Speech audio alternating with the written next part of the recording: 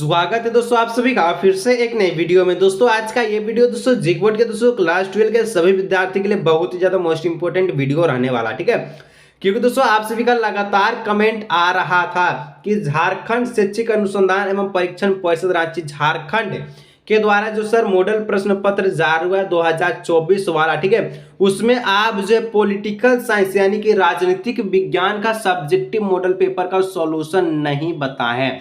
तो फाइनली दोस्तों आज की इस वीडियो में हम लोग जो है क्लास 12 का पॉलिटिकल साइंस यानी कि राजनीतिक विज्ञान का फुल सब्जेक्टिव सॉल्यूशन आज की इस वीडियो में हम लोग करने वाले हैं, जो कि आपका जो है 31 से लेकर 52 तक का प्रश्न सब्जेक्टिव रहने वाला है। तो सारा का सारा सॉल्यूशन दोस्तों आज की इस वीडियो में करने वाले हैं। वीडियो को अंत तक देखिएगा।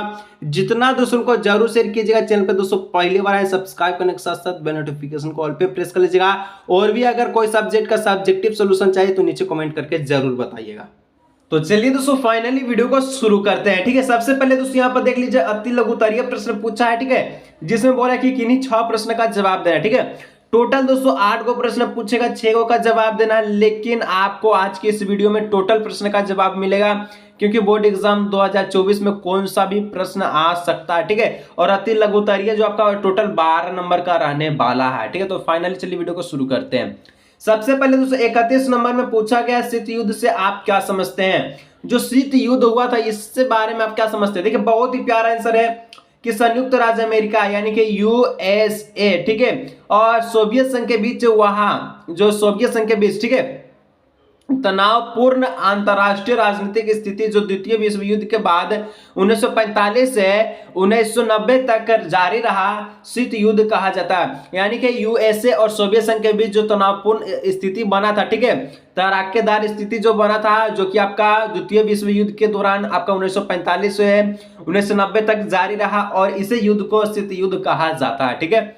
नेक्स्ट 232 नंबर का था भारत के प्रथम मुख्य चुनाव आयुक्त कौन थे। लिखना है कि सुकुमार सिंह भारत के पहले मुख्य चुनाव आयुक्त थे, जो 21 मार्च 1950 से लेकर 19 दिसंबर 1958 तक इस पद पर रहे।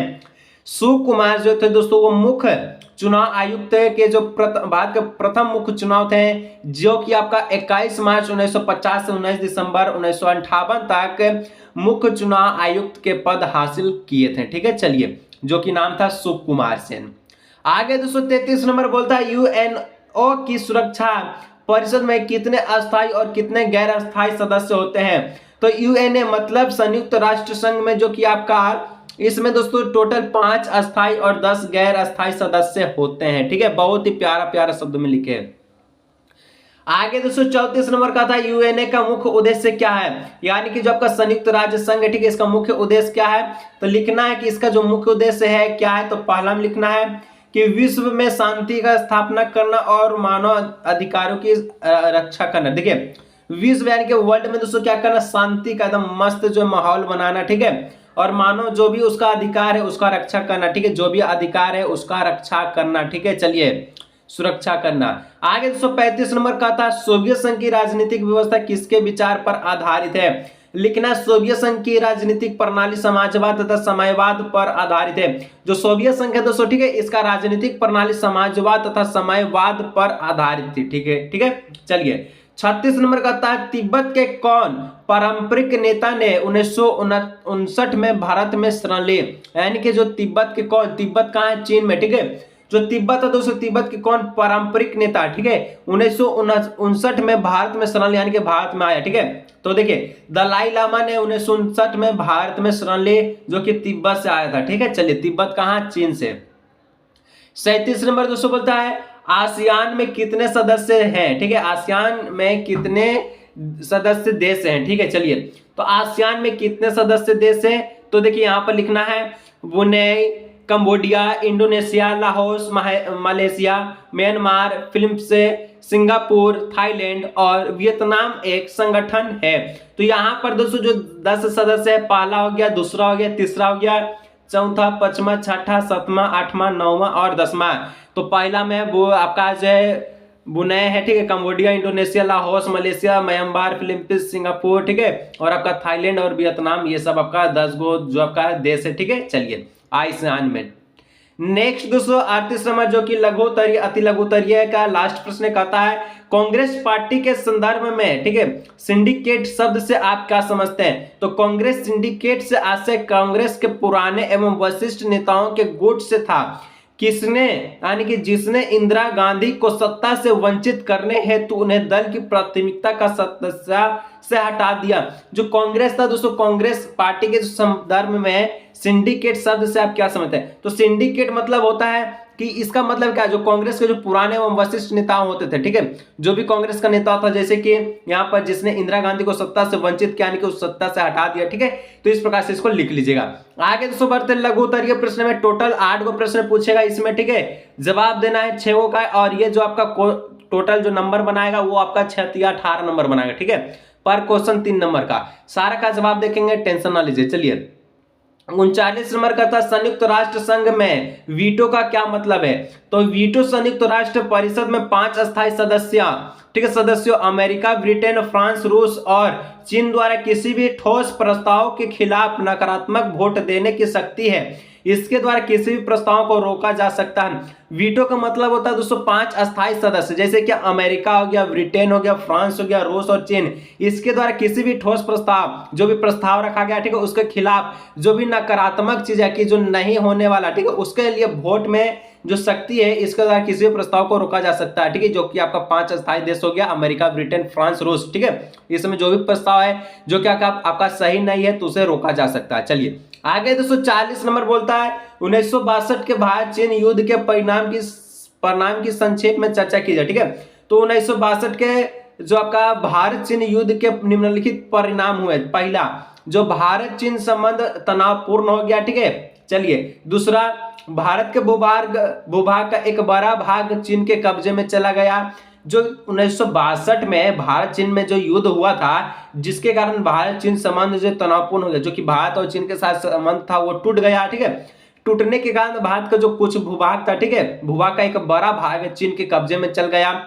भारत के अंतर्राष्ट्रीय छवि एवं गुट निरपेक्ष नीति आहत हुई, ठीक है। भारत अमेरिका के संबंध में सुधार हुआ, यानी कि जब भारत अमेरिका के साथ जो देखिएगा अभी तो पूरा एकदम यूएसए के साथ मिलजुल के रह रहा है, ठीक है। चलिए आगे 41 नंबर का था मंडल आयोग पर एक संक्षिप्त टिप्पणी लिखिए।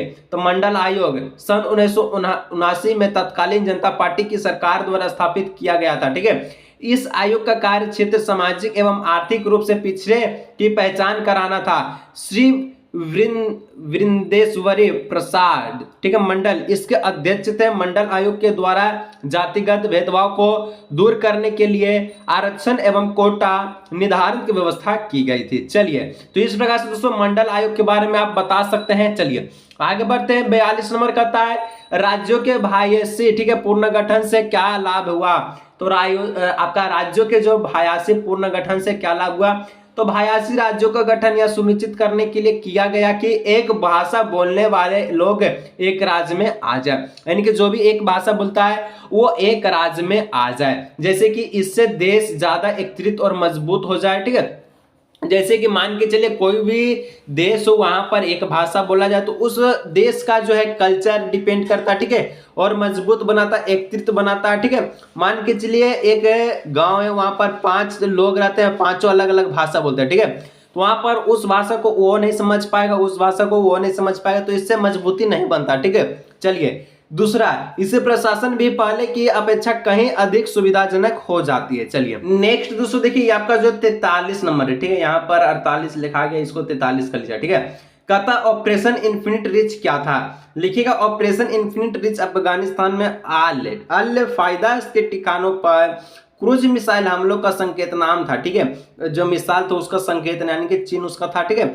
इसने सूडान में अल शिफा दवा कारखाने पर भी हमला किया, यानी कि हमला बोल दिया, ठीक है। यह मिसाइल हमला 20 अगस्त 1958 को हुआ। इसे अमेरिकन नौसेना द्वारा राष्ट्रपति विल क्लिंटन के आदेश पर परीक्षण किया गया था, ठीक है, उसके आदेश पर चलाया गया था। चलिए आगे 244 नंबर का आता है भारत में गठबंधन राजनीतिक का युग कब से प्रारंभ हुआ। भारत में गठबंधन मतलब मिली जुली, ठीक है। तो आपातकाल के बाद कांग्रेस का पतन शुरू हो गया, ठीक है। जो आपका आपातकाल हुआ उसके बाद कांग्रेस जितना भी था वो धीरे धीरे मिटने लगा, ठीक है। उसका जो है सत्ता जो है जाने लगा। 1977 में भारत में गठबंधन सरकार के गठन से गठबंधन राजनीति के युग की नींव रखी और गठबंधन सरकार में जो मिली जुली सरकार शामिल होती है, ठीक है। चलिए 45 नंबर दोस्तों कहता है कौन से देश है दक्षिण के सदस्य, ठीक है, दक्षिण के सदस्य। तो दक्षिण एशिया क्षेत्रीय सहयोग संगठन दक्षिण एशिया में राज्यों का क्षेत्रीय अंतर, ठीक है, सरकारी संगठन और भू राजनीतिक संघ है। इसके सदस्य देश अफगानिस्तान, बांग्लादेश, भूटान, भारत, मालदीव, नेपाल, पाकिस्तान और श्रीलंका है। ये सब आपका ये सब जो देश है ये दक्षिण देश के सदस्य, ठीक है। चलिए मेंबर है। 46 नंबर का था सोवियत संघ के विघटन के लिए, ठीक है, सोवियत संघ के विघटन के किसी एक कारण की चर्चा की है। तो सोवियत संघ नेता मिसाइल, ठीक है, मिखाइल गोर्बाचेव की तथाकथित जनतांत्रिक नीतियों ने गणराज्यों के सोवियत संघ से अलग होने को मान्यता दे दी। फलस्वरूप देखते एक के बाद एक करके सोवियत संघ के गणराज्य स्वतंत्रता हो गए और सोवियत संघ का विघटन हो गया। यह गोर्बाचेव की नीतियों का ही परिणाम था और सोवियत संवादी दल की शक्ति में निरंतर ह्रास हुआ, यानी कि इसका जो है लॉस चलते रहा, ठीक है। चलिए अब दोस्तों दीर्घ उत्तरीय यहाँ से पूछा है। इसमें दोस्तों टोटल दीर्घ उत्तरीय में 6 गो प्रश्न पूछेगा, 4 गो का जवाब देना है, एक प्रश्न पर 5 नंबर मिलेगा, तो 20 नंबर का ये रहने वाला, ठीक है। चलिए कम प्रश्न पे ज्यादा नंबर। 47 नंबर का आता है दोस्तों, क्या कहता है कि भारत की गुट निरपेक्ष नीति की आपका विस्तृत चर्चा कीजिए। तो गुट निरपेक्ष आंदोलन में, ठीक है, भारत की भूमिका किसी भी महाशक्ति के नियंत्रण या प्रभाव में न रखकर अंतर्राष्ट्रीय प्रश्नों का निर्णय गुण दोषों के आधार पर करना गुट निरपेक्षता है। गुट निरपेक्षता रहते हुए भारत के अंतर्राष्ट्रीय मंच पर सक्रिय भूमिका निभाई है। गुट निरपेक्ष देशों का प्रथम शिखर सम्मेलन 1961 में बेलग्रेड में हुआ था, जिसमें 25 देश शामिल हुए थे। अब तक इसमें 116 देश शामिल हो चुके हैं, ठीक है। पहले 25 था, अब 116 गो हो गया है। चलिए 48 नंबर का था सोवियत संघ के विघटन का भारत जैसे देशों पर क्या प्रभाव पड़ा। तो देखिए सोवियत संघ के विघटन से पूर्व भारत और सोवियत संघ के बीच काफी अच्छे संबंध थे, ठीक है। इसके बाद भारत के रूस के साथ भी गहरे संबंध बने। रूस और भारत दोनों का सपना बहुध्रुवीय विश्व का था, ठीक है। भारत जैसे देशों के लिए सोवियत संघ के विघटन के परिणाम भारत हेतु सोवियत संघ के लिए विघटन जो है अग्रलिखित परिणाम हुए, ठीक है, जो कि यहाँ पर दिख रहा है। जैसे कि नीचे हम लोग पढ़ते हैं, तो पहला कि सोवियत संघ के विघटन के बाद, ठीक है, भारत को यह आशा होने लगा कि अंतर्राष्ट्रीय तनाव एवं संघर्ष की संपत्ति हो जाएगी, ठीक है, समाप्ति हो जाएगी, हथियारों की दौर पर अंकुश लगेगा, ठीक है। दूसरा, भारत जैसे देशों में जो आपका लोग पूंजीवाद और अर्थव्यवस्था को अंतर्राष्ट्रीय स्तर पर शक्तिशाली एवं महत्वपूर्ण अर्थव्यवस्था मानने लगे। उदारीकरण एवं वैश्वीकरण नीति अपनाने जाने लगे, ठीक है। 39 नंबर दोस्तों का था भारत श्रीलंका संबंध पर एक नोट लिखे, ठीक है। चलिए तो नोट यह लिखना है उसके बारे में। भारत ऐतिहासिक रूप से श्रीलंका के सबसे बड़े व्यापारिक भागीदारी में से एक है, यानी कि जो कि व्यापार होता है, ठीक है, जो कि आपका ट्रांसपोर्ट होता है, व्यापार होता है, ठीक है, जो कि ये जो श्रीलंका के साथ भारत का संबंध बहुत मस्त था, ठीक है। और सार्क में श्रीलंका भारत का प्रमुख व्यापारिक भागीदारी में एक बना हुआ था। 2020 में भारत लगभग $3.6 बिलियन के द्विपक्षीय माल व्यापार के साथ श्रीलंका का दूसरा सबसे बड़ा व्यापारिक भागीदारी बन गया। बहुत बड़ा बिलियन हो गया दोस्तों, 3.6 बिलियन डॉलर, ठीक है। चलिए 50 नंबर कहता है भारतीय राजनीतिक व्यवस्था में कांग्रेस के वर्चस्व के युग की चर्चा कीजिए। तो 1947 में भारतीय स्वतंत्रता के बाद भारतीय राष्ट्रीय कांग्रेस देश में प्रमुख राजनीतिक दल बनाई गई। 1952 में आजादी के बाद जो हुए पहले आम चुनाव में पार्टी जो राष्ट्रीय संसद और अधिकांश राज्य विधानसभाओं में सत्ता में आई, ठीक है। चलिए 51 नंबर का था स्वतंत्रता के बाद भारत के समक्ष उत्पन्न हुए चुनौतियों पर चर्चा कीजिए। तो भारत में आजादी और बंटवारे के बाद जो आपका सबसे बड़ी और सबसे पहली चुनौती एकता और अखंडता की चुनौती थी, ठीक है। एकता और आपका एकजुट और अखंडता की चुनौती थी, क्योंकि बाद में बहुत सारे धर्म, जाति, भाषा और क्षेत्र के लोग रहते हैं। इसके बीच एकता और अखंडता बनाना किसी चुनौती से कम नहीं था। धर्म, जाति, भाषा और क्षेत्र के आधार पर जो देश के बंटवारे की मांग पैदा हो गई। ठीक है, चलिए इस प्रकार से जब स्वतंत्र हुआ भारत तो बहुत सारी चुनौतियों का सामना करना पड़ा। अलग अलग के जाति भारत में रहने लगे, ठीक है, अलग अलग भाषाएं बोलने वाली, तो वहां पर जो इस धर्म को लेकर, जाति को लेकर विवाद छिड़ने लगा। ठीक है, 1900 यहाँ पर दोस्तों लास्ट प्रश्न 52 नंबर कहता है, और कुछ मैं आप सभी को कहना चाहता हूँ। देखिए, अगर आप दोस्तों यहाँ तक पहुंचे हैं, सब्सक्राइब नहीं किए, जरूर सब्सक्राइब कीजिए। और एक चीज और मैं कहना चाहूंगा कि देखिए, अब आप जो यहाँ पर जो 31 से लेकर जो 52 तक का प्रश्न देखें। ठीक है, अगर दोस्तों आपको अच्छी तरह से पढ़ना है तो आपको दोस्तों जो है एक वेबसाइट का नाम बता रहे हैं, ठीक है, जिसका नाम है झार खबर, ठीक है, 24। इसको दोस्तों गूगल पे सर्च कीजिएगा, वहां पर तो सारा सब्जेक्ट का सोल्यूशन आपको मिल जाएगा। ठीक है, मॉडल पेपर का लाइन बाय लाइन सोल्यूशन है दोस्तों, 1 नंबर आप जो यहाँ से देख सकते हैं। ठीक है, तो चलिए यहाँ पर 52 नंबर अंतिम प्रश्न को देखते हैं। कहता भारत ने किस वर्ष क्योटो प्रोटोकॉल पर हस्ताक्षर किया? ठीक है, यानी कि सिग्नेचर किए। भारत तथा कई अन्य विकासशील देशों को क्योटो प्रोटोकॉल के वाध्यताओं में क्यों छूट दी गई है?